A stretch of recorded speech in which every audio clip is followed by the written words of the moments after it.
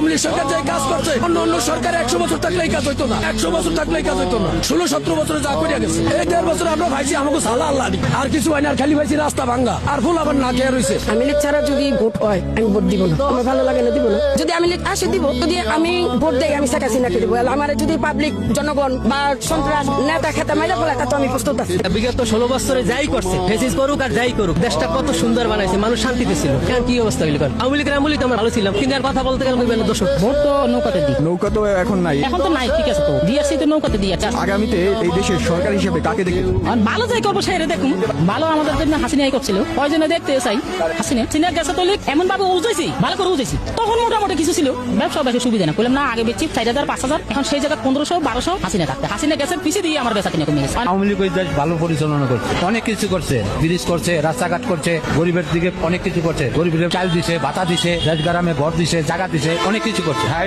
দরকার, দরকার শেখ হাসিনার দরকার এই দেশ চালানো। আমরা চাই আওয়ামী লীগ সরকার ক্ষমতায় গরিবের জন্য ভালো হয়।